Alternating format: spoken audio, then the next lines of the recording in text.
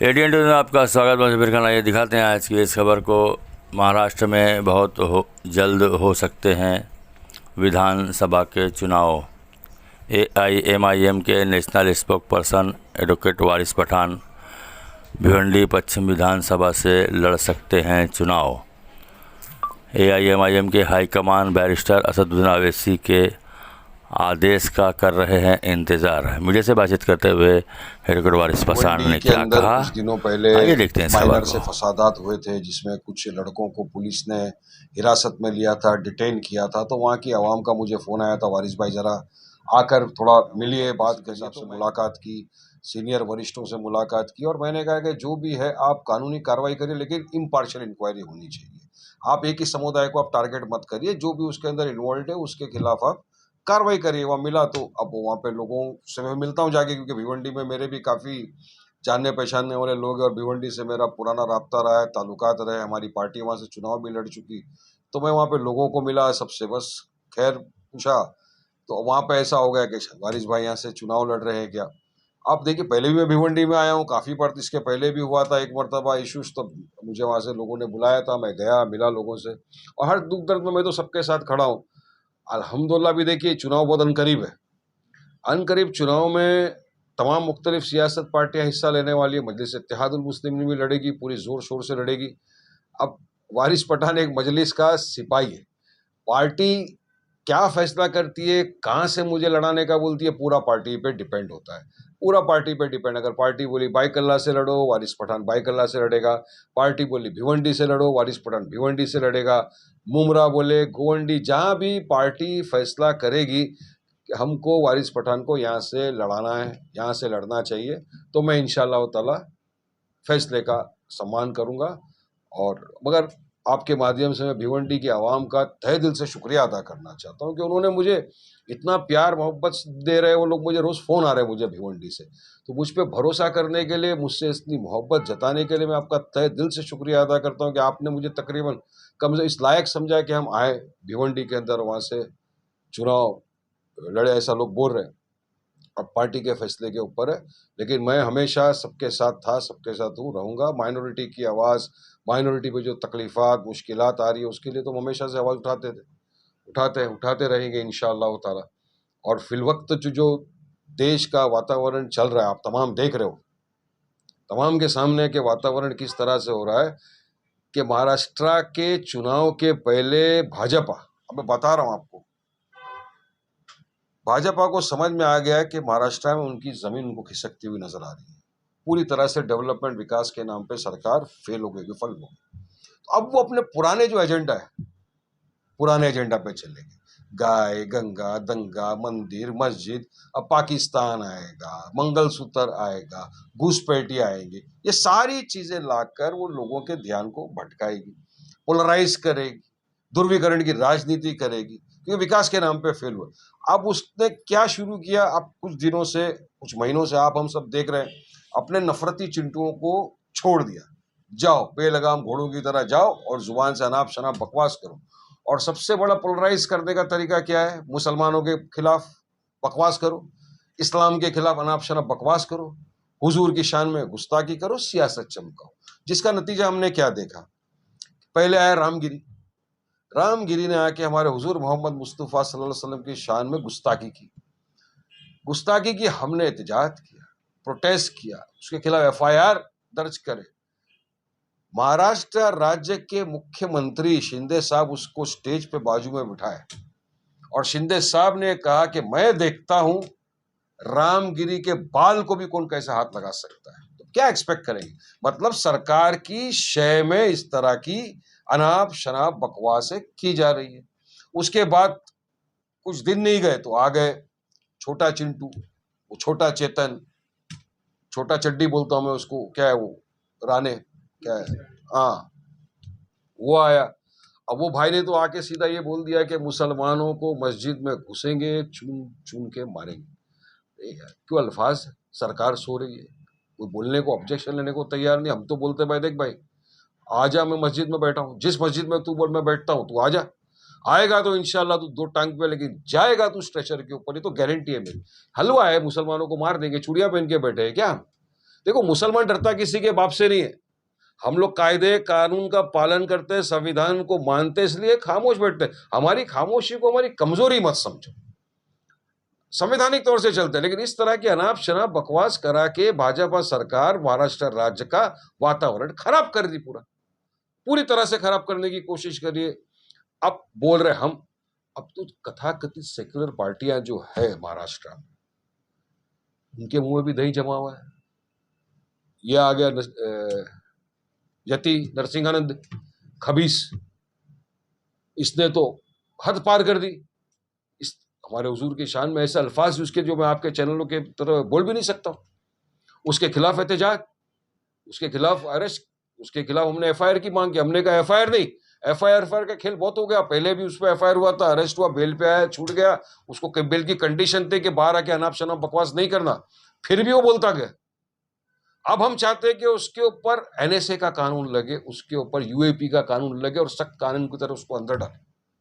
हम देखिए, जब मैं प्रोटेस्ट रैली निकाला, जब नरसिंगा इसका ये हुआ था रामगिरी का, तो इम्तियाज भाई जो हमारे महाराष्ट्र के सदर थे, उन्होंने कॉल दिया था कि तमाम अपने मुसलमान जो भी आशिक रसूल है वो आइए, हम एक प्रोटेस्ट करेंगे, रस्तों पे जाएंगे, सीएम को मिलेंगे, मुंबई जाएंगे, चलो मुंबई का नारा दिया, चलो मुंबई तिरंगा रैली का नारा दिया। और यकीन मानिए, इतना बड़ा प्रोटेस्ट, इतनी बड़ी रैली महाराष्ट्र के इतिहास में कभी मुसलमानों ने नहीं निकाली। सब आ गए, तमाम लोग जो भी पॉलिटिकल पार्टी के थे वो अब सब अपनी पॉलिटिकल आइडियोलॉजी छोड़ के सिर्फ हुजूर की मोहब्बत में पूरे के पूरे मुसलमान रास्ते पे उतर गए। आप सबने देखा क्या आलम था। हम संविधान देना चाह रहे थे सीएम साहब। संविधान क्यों? ये संविधान इक्वालिटी की बात करता है, एकता की बात करता है, मतलब कानून सबके लिए बराबर है। अगर वारिस पठान पे कलम लगती है तो वही कलम हमारे दूसरे हिंदू भाई उस पर भी लगना चाहिए। मगर यहाँ संविधान की धज्जियां उड़ती दिख रही है, कायदे कानून का पूरी तरह से धज्जिया उड़ाया जा रहा है, मजाक बनाया जा रहा है। अब वहीं पर मुफ्ती सलमान अजहरी, उन्होंने एक अशार पढ़ा, किसी के दिल को ठेस नहीं पहुंचाई, कोई भड़काऊ भाषण नहीं दिया। उस अशार पढ़ने पर उनको इमीडिएट अरेस्ट किया और गुजरात में पासा एक्ट के तहत उनको हिरासत में लेकर डाल दिया। आज तक उनको जमानत नहीं। तो ये नरसिंहानंद ने तो पूरे के पूरे देश के विदेश के मुसलमानों के दिलों को ठेस पहुंचाई। इसने भारत देश का नाम विदेश में खराब कर दिया। इसने दंगा भड़काने की कोशिश की और सुप्रीम कोर्ट की गाइडलाइंस के हिसाब से ये पूरा हेट स्पीच की कैटेगरी में आता है। तो सरकार इसको क्यों अरेस्ट नहीं करके यूएपी क्यों नहीं लगाती? और जब तक इनको शय ना हो ना सरकार की, तब तक इतनी भाषा इतनी इस्तेमाल नहीं कर सकती। पूरा बीजेपी सरकार, नरेंद्र मोदी और आरएसएस इनको पूरा प्रोटेक्शन कर रहे हैं, बोल रहा है। मगर ताज्जुब और सोचने वाली बात यह है कि इस पे ऊपर भी प्रोटेस्ट कोई कर रहा है, आवाज उठा रहा है, एफआईआर रजिस्टर कर रहे हैं, मजलिस इत्तेहादुल मुस्लिमीन कर रही है। हैदराबाद के अंदर हमारे पूरे असद ओवैसी साहब जो हमारे प्रेसिडेंट है, वो और सारे एमएलए एमएलसी जाकर एफआईआर किए। उत्तर प्रदेश में हमारे प्रेसिडेंट जो उत्तर प्रदेश के शौकत भाई, वहां पर उन्होंने एहतजाज किया। मुंबई के अंदर भिवंडी के अंदर जहां मजलिस है, वहां पर भी हमने एफआईआर रजिस्टर करवाया सब तरफ। तो हम लोग सब करेंगे, हम कर रहे हैं और करते रहेंगे, वो एहसान नहीं कर रहे। हम माइनॉरिटी की बिल्कुल आवाज है, हम बुलंद करेंगे। लेकिन मेरा सवाल, जो सेक्युलर पार्टी है कथाकथित, 90% मुसलमानों के वोट इनको चाहिए, लेकिन जब मुसलमानों के हक की बात आ गई तो खामोश हो जाते हैं। इसका एक जीता जागता उदाहरण आप सबने देखा होगा। वक्फ अमेंडमेंट बिल 2024 जब पार्लियामेंट में, संसद में पेश हुआ, उस पर बहस चली, तमाम सियासत पार्टी के लोग थे, जिसमें हमारी पार्टी प्रेसिडेंट थे असद साहब, उन्होंने ऑब्जेक्शन लिया और तमाम लोगों ने ऑब्जेक्शन लिया। लेकिन महाराष्ट्र में 9 उद्धव बाला साहेब ठाकरे की पार्टी के 9 सांसद, जिनको मुसलमानों ने भर भर के वोट दिया था, गायब हो गए। तो भाई, आपको खाली मुसलमान वोट के टाइम याद आता है? आप अगर उनके लिए आवाज भी नहीं उठाओगे, पहले तो आप उनका पॉलिटिकल एम्पावरमेंट नहीं करते। 48 सीट महाराष्ट्र में एक भी मुसलमान को आपने नहीं दिया। 18 एमएलसी, एक भी मुसलमान को आपने नहीं दिया। तो आप सिर्फ मुसलमानों के वोट की बात करोगे, और जब उनका काम पड़ेगा, जब उनकी तरफ से आवाज बुलंद करना होगा, जब उनकी हक की लड़ाई करना होगा, तो आप खामोश बैठ जाते हो, आप मुंह में दही जमा के बैठ जाते हो। ये किस तरह की राजनीति होती है? जनता जनार्दन सब देख रही है। तो आप जनता के भी दिमाग में समझ में आ गया कौन अपना कौन पराया। देखो, अपनों को जो ठुकराएगा गैरों की ठोकरें खाएगा, हमेशा याद रखना है। वारिस भाई, भिवंडी वेस्ट में इधर पक्का कुछ नहीं है, पार्टी है, पार्टी फैसला करती है कि वारिस पठान लड़ेंगे या कोई फलां लड़ेगा, कोई लड़ेगा। लेकिन एक चीज यकीन मानिए, मजलिस इत्तेहादुल मुस्लिमीन लड़ेगी चुनाव, पूरी ताकत के साथ लड़ेगी। भिवंडी वेस्ट में नहीं, पूरे महाराष्ट्र के अंदर लड़ेंगे हम, अच्छी जगहों के पूरा फैसला करेंगे आला कमान कहाँ कहाँ लड़ना, लेकिन लड़ेंगे। क्योंकि पिछली मरतबा खालिद गुड्डू साहब जो लड़े थे वहां से अच्छे वोट मिले हमको भिवंडी वेस्ट से, तो वहां पे हमारी बॉडी है, लोग वहां काम कर रहे हैं, सब मिलकर जुड़े हुए हैं, तो इंशाल्लाह ताला लड़ेंगे, वहां से जरूर लड़ेंगे। शहर के मुद्दों से तो मैं वाकिफ हूँ, क्योंकि मैं देखता हूँ, भिवंडी में आना जाना है मेरा, लोगों से मेल मिलाप है, वहाँ पे हमारी जो टीम है उससे भी बातचीत होती है। तो इतने बरसों से जब देखिए, आज भी अगर आप भिवंडी में चले जाओ, रस्तों की हालत आप देख लो क्या है, मैं रियल बता रहा हूँ। स्कूल की हालत है क्या है आप देख लीजिए भिवंडी के अंदर। आज भिवंडी शहर यानी एक लूम का, पावर लूम के लिए इतना बड़ा माना जाता है मालेगांव भिवंडी, आज वहाँ का तरक्की के लिए क्या हुआ इतने बरसों में। और भिवंडी के अंदर मैं आपको एक और बात बताता हूँ, मेरा ताल्लुक भिवंडी से कैसा है और क्यों मुझे वहाँ के बुजुर्ग लोग इतना मोहब्बत भी करते हैं। भिवंडी राइट का जो मसला हुआ था 1974, राइट हुआ था, तो वहाँ पे काफी बच्चे पकड़े थे। उस वक्त वहाँ पे 2 वकील जो थे भिवंडी के अंदर, जो उनके केस लड़ रहे थे और पूरे दिलो जान से लड़ रहे थे, वो एक थे बिस्मिल्लाह खान पठान, वो मेरे चाचा थे, और एक थे यूसुफ पठान, वो मेरे वालिद थे। तो मेरे वालिद ने और मेरे चाचा ने उस वक्त भी भिवंडी के यहाँ पर केस लड़ा, हमारा वहाँ से ताल्लुकात है मेरा, इसलिए मैं भिवंडी में आता हूँ, अपनापन लगता है, अपना फील होता है, महसूस होता है मुझे। जहाँ से भी पार्टी बोलेगी, अगर पार्टी बोलेगी कि ठीक है वारिस पठान तुमको भिवंडी वेस्ट से लड़ना है, इंशाअल्लाह ताला वारिस पठान लब्बैक करेगा, आ जाएगा वहाँ पे कैंपेनिंग शुरू। वारिस भाई, 2014 देखिए, आपने बाइकल्ला की बात निकाली तो पहले जवाब दूंगा आपकी बात का। अल्हम्दुलिल्लाह बाइकल्ला की आवाम ने बहुत मोहब्बत से नवाजा। 2014 में जब मैं आया, नया था, 16 दिन के अंदर मेरे को कैंपेन किया, इलेक्शन में वहाँ की आवाम ने मुझे 25,000 के ऊपर वोट दिए, मैं जीत गया अल्हम्दुलिल्लाह। 2019 का जब चुनाव आया, तब भी बाइकल्ला की आवाम ने पूरी मोहब्बत ईमानदारी के साथ मेरा साथ दिया और मुझे पहले से 10,000 के करीब वोट ज़्यादा मिले। देखिए, हमारे यहाँ 9,000 10,000 वोट ज़्यादा मिलना एक बहुत बड़ी बात होती है। 10,000 के करीब वोट ज़्यादा मिले, मगर इत्तेफाक अल्लाह की जो मर्जी थी कि वहाँ पे कामयाबी नहीं मिली, कोई बात नहीं। लेकिन अल्हम्दुलिल्लाह ऐसा नहीं कि वहाँ पे नाराज़ है। अगर पार्टी बोलेगी कि वारिस भाई को वहाँ से लड़ना चाहिए, वहाँ तो वहाँ से इंशाअल्लाह ताला जो भी पार्टी का फैसला होगा, लेकिन अनकरीब है फैसला, है ना, बहुत अनकरीब है, आ जाएगा। क्योंकि चुनाव अगर घोषित होते हैं तो फिर पार्टी के पास कोई ऑप्शन बचता ही नहीं, उनको कोई ना कोई तो कैंडिडेट घोषित करना ही पड़ेगा, मगर एमआईएम लड़ेगी इंशाअल्लाह। देखिए सर, हमारा भी इरादा, इंटेंशन, एम यही है, हमको संविधान को बचाना है, और जो भाजपा देश में नफरत फैला रही है उनको रोकना है आगे बढ़ने से।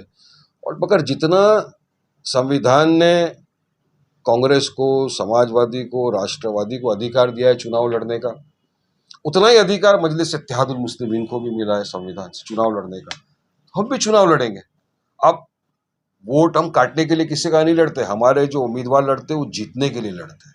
हम जीतने के लिए मैदान में उतरते हैं कि हम जीतेंगे, और फिर जनता जनार्दन है, जनता जिसको इज्जत से नवाजना चाहे उसको इज्जत से वोट देके जिता देती। लेकिन हमने हमेशा से ये, अब हम लड़ेंगे तो ये बोलेंगे डी टीम है, सी टीम है, बी टीम। हमने हमारे पार्टी के जो महाराष्ट्र के अध्यक्ष इम्तियाज भाई, उन्होंने महाविकास अघाड़ी की जो सीनियर नेता है उनके साथ बात की, उनको लेटर भी लिखा है, उनके खुद के अल्फाज है कि उनको लेटर लिखा है कि ठीक है आइए, कांधे से कांधा मिलाकर साथ में लड़ेंगे, हराएंगे बीजेपी। अब इनको सोचना चाहिए, इनको आगे आके करना चाहिए कि ठीक है भाई चलिए साथ में मिल के, अगर आप मिले बहुत अच्छा, नहीं मिले तो भी हम इंशाअल्लाह ताला बहुत अच्छी से चुनाव लड़ेगी मजलिस। और इस मरतबा मुझे उम्मीद है अल्लाह की ज़ात से कि इंशाअल्लाह हमको बहुत अच्छी से कामयाबी मिलेगी महाराष्ट्र के चुनाव में।